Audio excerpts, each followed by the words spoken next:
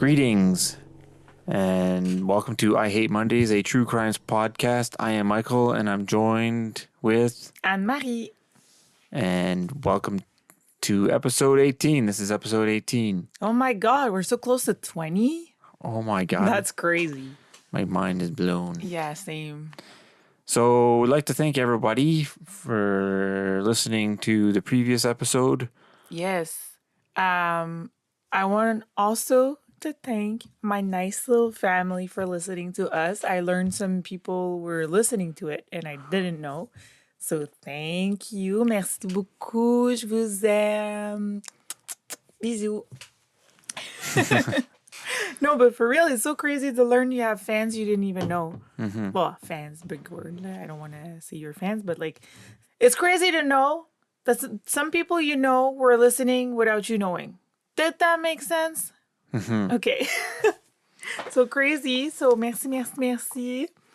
Yeah, we're just very happy. I hope you liked the last episode.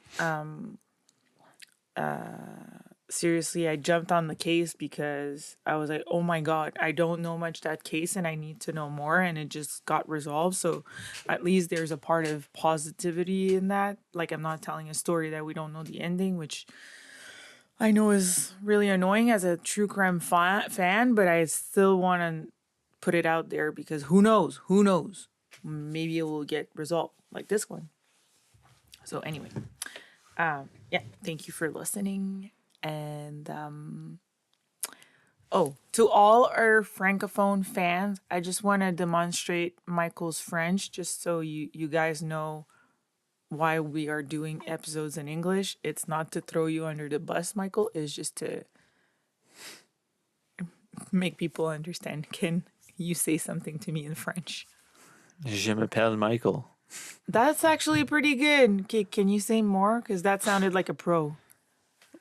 What else? I don't know what else to say. Okay. Je suis un cheval. Pas vraiment, mais okay. Michael et moi, on enregistre un podcast de crime réel. Well, Michael looks like a deer in a headlight right now. He has no idea what I just said. So that's pretty much it for the news. Housekeeping? Yes. Whatever. I didn't study TV.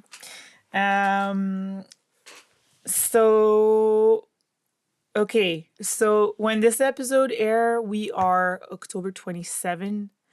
Halloween is just around the corner. Oh my God, it's Friday. So we have decided to give you a little spooky episode for the occasion. So I hope you like it. I don't know if you know this story, but I've been wanting to do it for a little while, and I think Halloween week is the perfect time. Awesome. Cool. Are you ready, Michael? I am ready. Cool. My body is ready. Oh, God. Okay. Have you heard of the ghost of Griffintown? No. Ooh, okay. June 27, 18... Hold on. Is this a true story? Yes. Okay. It's a true story. The whole thing is a true story. Now, if it's a ghost or not.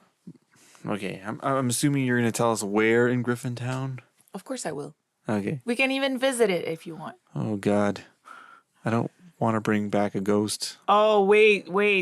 At the end, you'll know when and where and what to look for when. Anyway, I'll leave you on that for now. Okay. Okay. You ready? Yep. Okay. June 27, 1879, Mary Gallagher is murdered in Griffintown in Montreal with an axe. Her ghost haunts the neighborhood looking for her head. Bom, bom, bom. For real? Okay, let's set that hanging for a while. Did you know Montreal is probably the most haunted city in Canada? I did not know. There's something like 250 ghost stories here. Damn. Yeah, and I did not know that, and I've been living in this city for a while, and now I feel a little silly for not knowing. So I will do some research on ghosts. I'm not surprised. So back in 1879, Montreal was not as populated as today. There was like 140,000, 150,000 people living here. Homicide was very rare, like a dozen case max per year, which is very small compared to today. But also back then in the States, it was like 10 times more per year. Between 1867 and 1879, only 6 people, all men, were executed for murder, and only one of those were in Montreal. So it was pretty uncommon. So this particular case really shook the city.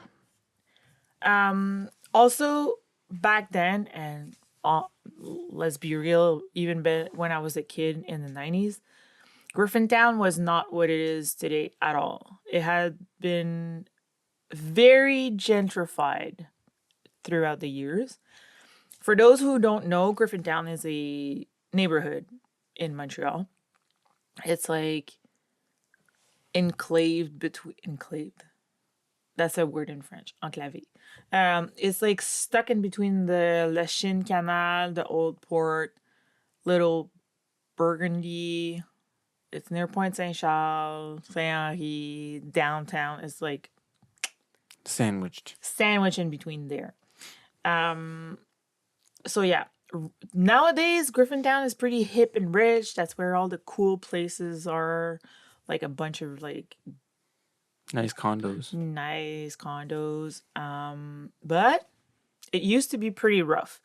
And it was actually called a shanty town back then. So it was a working class neighborhood filled with a lot of Irish immigrants, because I don't know if I said it in a previous episode, but like Montreal was mostly founded, like, yeah, the English and the French, but then the Irish came along and like they did a lot. Irish, Scottish, and Italians helped build the city. A lot of other people helped build the city, but whatever. I don't want to get lost in that. But back in the days, in that neighborhood, the average wage per household was $7 a week. $7. And as low as 175 in certain cases, in certain households. Damn. Yeah, you can't even buy a pack of gum for that day. So the Irish immigrants apparently lived in like small brick houses with like flimsy rooftop. They lived by the La Chine Canal.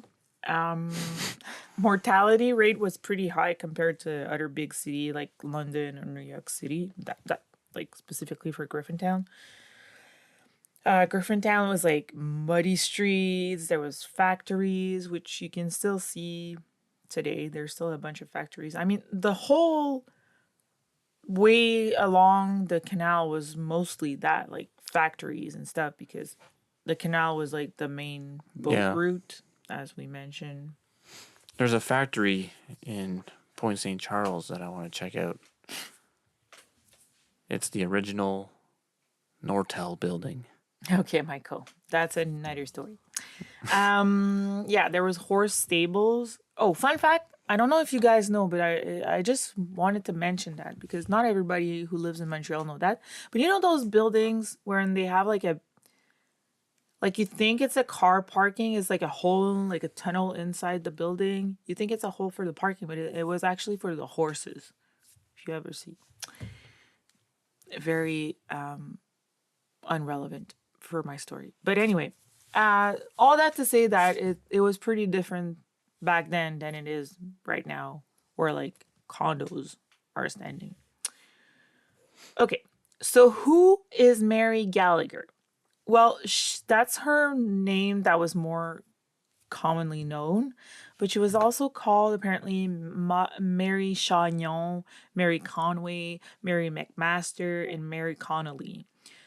She was born after the War of 1812 in Leeds County in Ontario. She was 38 the year of her murder. In 1871, she married James Connolly in Kingston, Ontario. They didn't have any children. Mary moved to Montreal. James, I don't really know. I think he followed too, but they were separated for 2 years after the time of her death. Like, they were not living together. He did pay for her funeral, though. She was depicted as a sex worker. Now I will use sex worker because that is not what's... She was a prostitute? Yeah, that is exactly the word I don't want to say. Because that's not the proper word for it. Okay. So I will... Like, in all the literature, in all the sources, it says... Prostitute. Yes. But I will not be using that. I will be using sex worker. Now, it's not... We don't even have proof that she was. It's just like, she was seen in the company of men. She was apparently drinking a lot. I'll get back to the day of the murder, but like, it could be that, but like, that doesn't mean she's below anyone or whatever. So I just want to put this out there. Whatever she does with her life doesn't mean she deserves to be killed. So Mary was a good friend to Susan Kennedy. Well, she said it was her best friend, but like, it's presumed, like, were they enemies?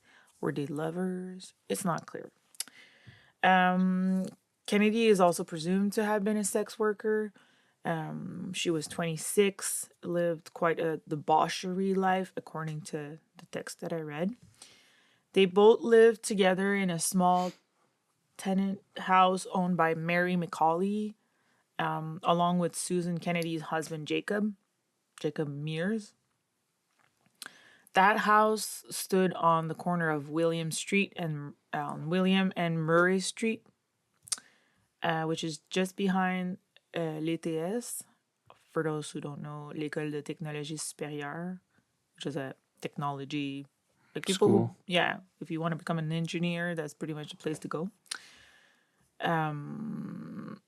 Yeah. So let's go back to the actual crime.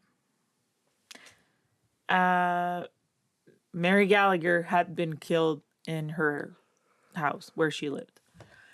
When the police arrived on the scene, which was led by the chief of police, Hercule Paradis, they found Mary's body laying on the floor of the kitchen. Like, it was a small little apartment with a kitchen and a bedroom. That was pretty much it. She was laying on the floor, and a little further, I'll put a map of the apartment as the photos that I found in the book. So a few steps further by the stove, there was a bucket used for slops. Slops? Yeah, I don't know. That's was in the The book? the books. I don't know if it's like to pee or like to clean. Slops? I never heard of it. I know, like, slop, like a gooey, like, gross thing. Slop. I don't know. Like Okay. AI slop. Whatever. A wood bucket, okay, by the wood, and Wood bucket by the wood? there was a wood bucket by the stove. Oh, okay. In the kitchen where Mary was laying, okay, headless. Her head was in the bucket. Damn, okay. Yeah. They went into the bedroom and they found Susan Kennedy laying in the bed, which was stained with blood. They also found a hatchet stained with blood in a wooden box near the bed. Susan Kennedy smelled of whiskey, and she blurted something about a man killing Mary with a knife and running out. Susan says she came home with a man named Michael Flanagan, along with Mary. Susan said she was in bed with Flanagan when the man came in the house. So, yeah, apparently Susan heard Mary and the man argue. Seems that the man was English or Irish. He didn't speak French. Susan said Flanagan didn't do it. She also said that her husband Jacob didn't do it because he left the house earlier that morning. So it wasn't him, according to her. Susan says that she didn't hear anything, though. She just heard them arguing, but she didn't hear anything. Or she would have gone to help Mary, which the police didn't really believe. She said it took her a while to realize what happened, like hours later, when she got up around 3 p.m. and she went to the kitchen to get a glass of water. And she saw her best friend Mary laying there. Policemen then noticed that Susan had a lot of blood on her, but not on her outside clothes, like on her underclothes. Like back then, you had like a big dress, you know. It's kind of like Dracula, the movie we were watching. You can picture that kind of clothes. Yeah, yeah. You had like the outside dress thing and the then the under clothes. Yeah, exactly. So she justified that by saying that there was a lot of blood on the floor and in the bath or whatever, and she was afraid that it would damage the floor and like seep into the cracks and go to the neighbors downstairs. So she started wiping everything, but to do that, she tucked her outside clothes into her underpants, you know? Okay. Like not to get her dress in the way, so that's how she got blood on her underclothes.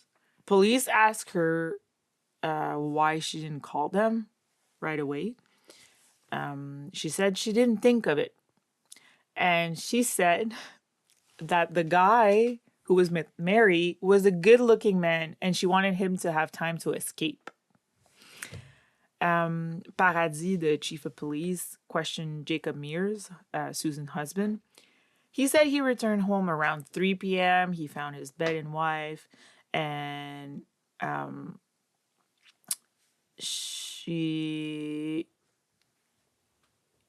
then he found Mary dead on the floor.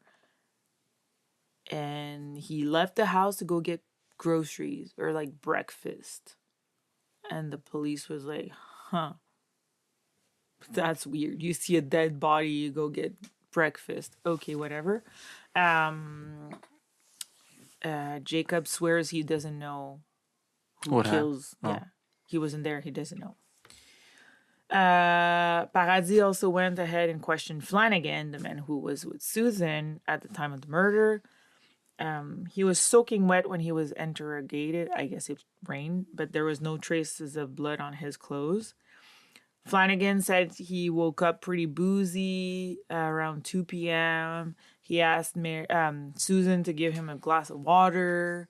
He went into the kitchen, and then he saw Mary laying on the floor. He thought she was asleep. Her head was still there. And then he left the house. So there was an autopsy, and it was conducted by James John Edmund Guérin, a doctor who just graduated or like close from McGill Medical School. His report, and that's where it becomes graphic, so you can skip if you want.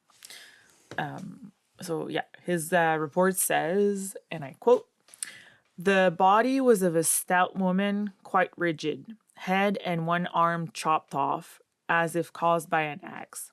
She had been hit 14 times. Guérin found 3 blows to the anterior posterior of the scalp, 3 inches long and 1 inch apart. There was cut creases in Mary's skull, and her nose was smashed, as if caused by the hammer or like the back of an axe. Cause of death is most likely the hit to her head that went deep in her skull. For Guérin, it's clear that it was a woman doing the crime because it was like all over the place. It was not like... I feel like it's very sexist assumption. And for those who know me, you know I don't aim, so that's stupid what I'm going to say. But I know that some women can aim and most women can aim. It's just me. Okay. So I think it's very silly thing to say, but I think for the times, whatever. Like his assumption is that it's a woman because it's like all over the place on the body, the hits, and a man would have been more like hitting at the same place or whatever. I don't know what I think about that.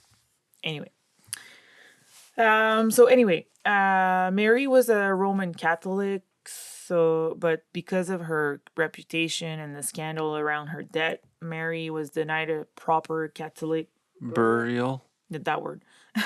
And she lies in an unmarked grave in an For real? yeah, in the cimetière Notre-Dame-des-Neiges. You know that cemetery we've been. The one with the red path? No, that's the fancy one. That's the Mont Royal. Notre-Dame-des-Neiges is for like normal people or like poor people. So if we can go there. Yeah, it's just we don't know where it is. That's where my grandparents are buried. Yeah, but don't they every 100 years they remove a person from there or something? Like you have a lease. Yeah, I don't know how it worked back then, but it's in the unmarked site. Like That's her grave dumb, is unmarked. Man. Yeah, well, they didn't think about the future. 1879. You think they'd think about a future? No, but like maybe someone in the future is going to hear about it. Yeah, but Michael, back then it was like Catholic and like God forbid you were a sex worker or whatever. Right, I hear you. You know? Okay. And also like the horrendous debt she had. Anyway, whatever. I think it's horrible, mind you, but like there's nothing we can do to change that. Time machine. Anyways.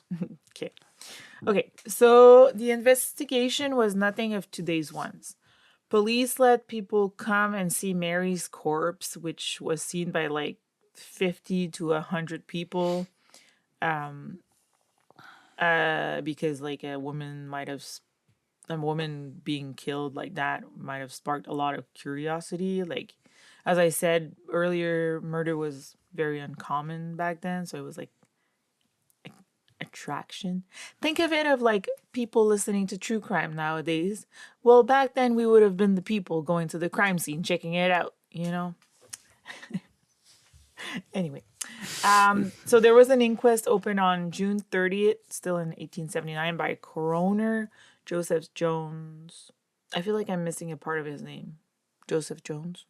Anyway, Susan Kennedy, who I mentioned earlier and who was like the friend of Mary or whatever, she was arrested the same day as the murder and she was sent to the jail on Champ de Mars.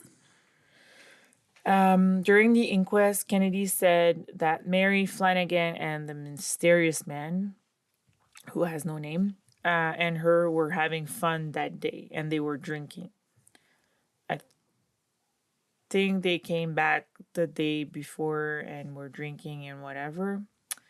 But yeah, she doesn't know the man's name. She also said, as I said earlier, that she cleaned all the blood and that's how it went to her underpants. She's questioned about that again during the inquest. She's questioned about the blood on the bed, and she said that the blood on the bed was already there when they moved in. Now, I don't know if they refer as the bed as like the mattress. Or the entire thing? Or like the entire thing. There was their bed sheets on there, I'm guessing. Like, I'm kind of confused, but whatever. She said that the blood on the wall was from killing bugs. What? Yeah, I don't know. Her whole testimonial during the inquest is very flaky. And it doesn't get really better because her actual trial starts on September 30th, 1879. It's held in a in the courthouse that now the building still stand on Notre Dame. It's like near the city hall. Now we've been there. So that used to be a courthouse? No, city hall was not the courthouse. The courthouse was like beside or whatever. It was like near it. Okay. Yeah. So she had no money for a lawyer, so 2 attorneys were appointed for her. Donald McMasters and James Naismith Greenshields. Their defense plan was to prove the insanity of Kennedy. The judge was Samuel Cornwallis Monk. And fun fact, Monk Station and Monk Street? Yeah. Well, it was named because of him. Interesting. Yeah, I never knew. Anywho, the jury was constituted of 12 men. During her trial, Susan claimed that she didn't remember anything because she was too drunk. A bunch of witnesses were interrogated, like Flanagan, her husband, the neighbor, I think the house owner, Mary McCauley. And it took around, oh yeah, so they stopped the trial on September 30th and they resumed on October 1st for more witnesses and whatnot. And it took around an hour for the jury to deliberate. Yeah, they stopped the trial at 4:40 p.m. and it took an hour for the jury to deliberate. And they proclaimed Kennedy guilty, but asked mercy for her. Who's Kennedy again? Susan. Oh. Sorry, I call her Susan Kennedy. Susan or Kennedy. Susan.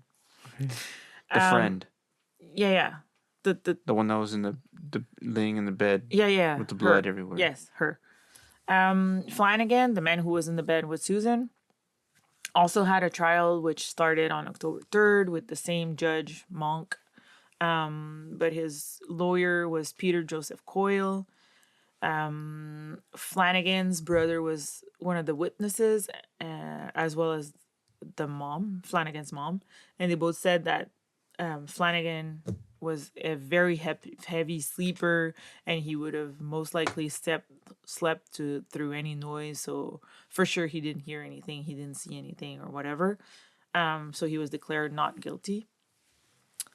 On October 4th, Judge Monk gave his verdict on Susan, and she is pronounced guilty and sentenced to hang on December 5th, 1879. That being said, there was a petition signed by I don't know how many people, and it was contesting her death sentence. So there was deliberation where the Prime Minister of the time, Sir John A. Macdonald, was present. For real? He was Prime Minister for that long? Yeah. That's what the book that I read said. From 1867 to 1867 to 1879? 79? Well, they probably didn't have the 8-year mandate thing back then. We don't have the 8-year mandate here today either. Yeah, you do. No. You can't do more than 2 mandates. You can do as many as you want. No. Yes. No. Yes. No. Well, I guess you're right. I know I'm right. You can go on till the end of time if the people let you. Okay, John A. Macdonald was Prime Minister. Oh, okay. He was Prime Minister from 1867 till 1873, and then from 1873 to 1879 it was Alexander Mackenzie. But then Macdonald was re-elected from 1878 to 1891. Damn. So, yeah. Yeah, you can do it as many times. Well, the more you know. Anywho, okay. So yeah, he was present in the committee deliberation about this. And on the November 3rd, he decided that her sentence be commuted to a life in prison instead of death by hanging. She was first sent to a prison by Rivière-des-Prairies, but since there was no women's section in that prison, she was transferred on November 22nd to the Kingston Penitentiary. Prison there, where there was a women unit. Fun fact, that prison closed in 2013, and now it's a museum. Cool. That we can visit if you want in Kingston. Okay. Yeah. I know someone from work. He likes going to like prison museums. Uh-huh. So I think he's been there. Most likely. I think so. So, apparently during her time in prison, Susan was a very good prisoner. Like, she was well behaved. She worked on stitching uniforms for the soldiers during the war. One? Well, in 1879, yes. Which war? I don't know which war. The Civil War? No, because the Well, she Civil... was stitching uniforms for the soldier. Okay, let's put it Okay. that way. She was stitching uniforms for The Civil War happened before For- Canada was formed. okay, whatever. I know my history. Yeah, No. clearly, and you're like me. Okay. Okay, so unfortunately back then in the prison there was like no mental health Yeah, help. help. So she didn't receive the help she probably needed after whatever happened. So on June 29, 1890, Susan was admitted to the prison hospital for tuberculosis and she died on September 26th. There's no proof that she was buried, and she was probably sent to science at the McGill's University for like dissection. Okay, to like study. The body, whatever. Maybe tuberculosis. Oh. I don't really know. There's not much details. Okay, so some think that Mary was killed out of jealousy because she was really beautiful. Apparently, she was a successful sex worker. So maybe if Susan killed her, she killed her for that.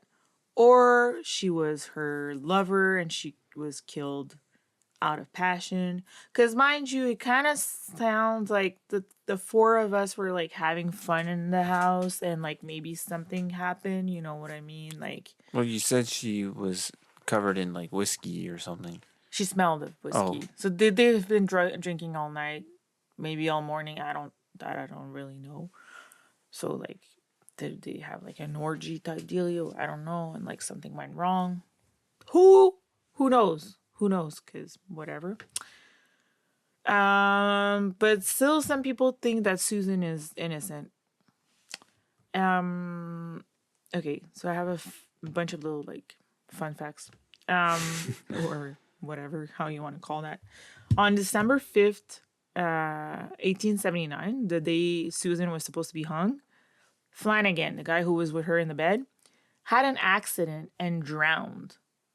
So people believe that he knew more than he said he knew about the murder, and like he didn't disclose it. Like maybe he had more to do with it. Like I said, there were four there. One was killed. One man, God knows who he is. One man doesn't know anything.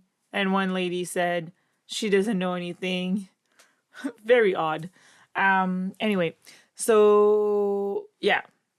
Did someone get their revenge? Did something happen? Or was it Mary who returned from the dead to take Flanagan's life? Okay. So first sightings of Mary's ghosts appeared in the 1920s. People were seeing her, or they were hearing footsteps, or yeah, they would see a ghost around the streets over there. In 1999, Dennis Delany, who grew up in Griffintown, told CBC, the Canadian State TV radio, TV, the Canadian State TV. CBC? Yeah, the state TV, the whatever, you know what I'm. Isn't CBC Canadian Broadcast Corporation? Whatever, Radio-Canada, là. OK, la gang, Radio-Canada, Montréal. Okay. Okay. He told CBC that back in the days when he grew up in Griffintown, kids would leave candy for Mary so she wouldn't haunt or hurt them. He also said that he saw her ghost 3 times in 1937, 1956, and 1998. One night, he looked up at the corner of William and Murray Street where the house stood, and all of a sudden, out of nowhere, a house appeared with a light inside. And he saw Mary's ghost, and she asked him to close his eyes and help her find her head. When he opened his eyes, everything was gone. But that's not the only thing. People, as I said, people still hear her footsteps on quiet nights around the corner of William and Murray Street. Also, apparently, if you go to the Irish pub McGibbon's, the tale is written on their menu.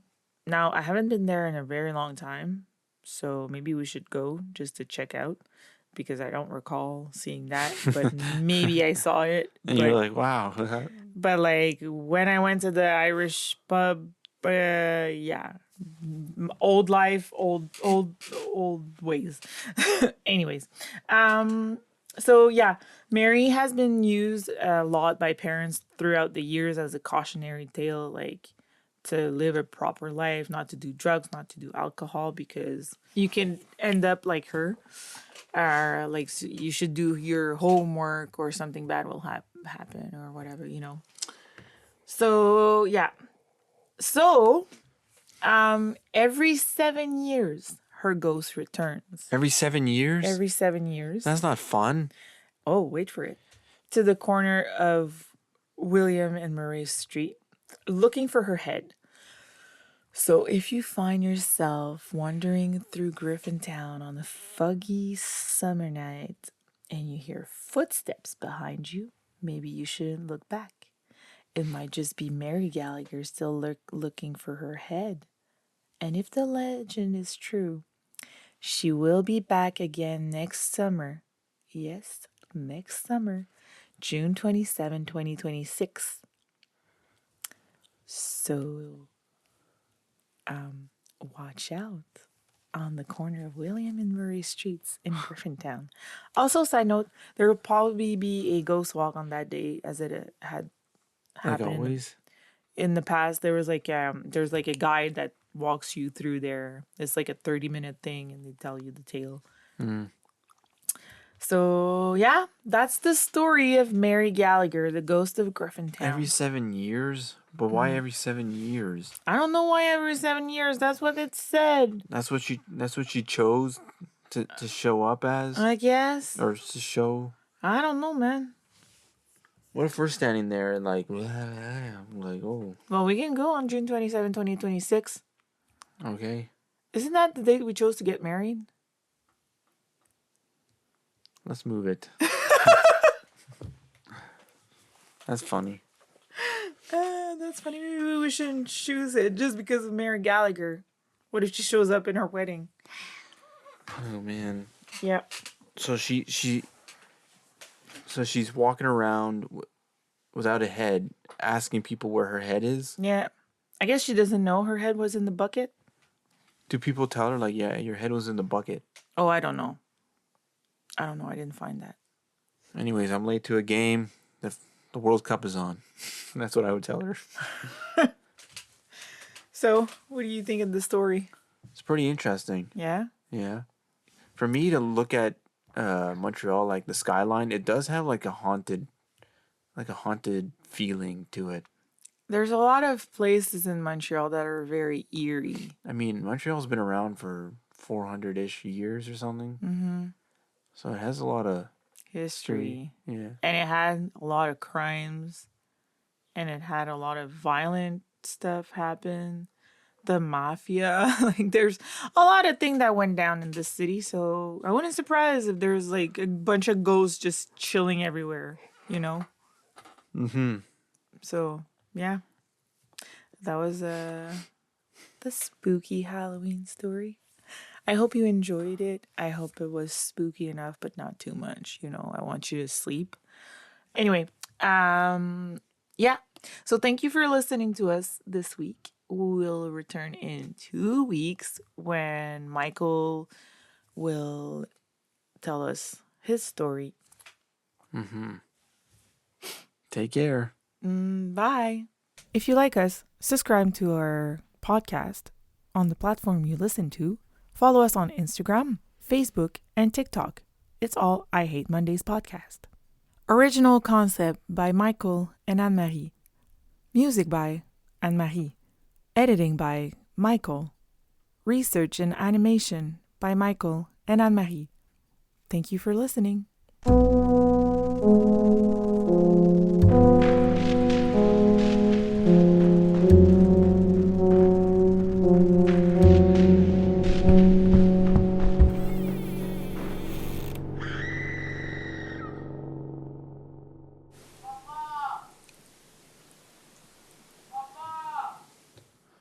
Man, you can really hear them. Yeah. I think it's because they removed some. You think they removed some of the firewall? Mm-hmm.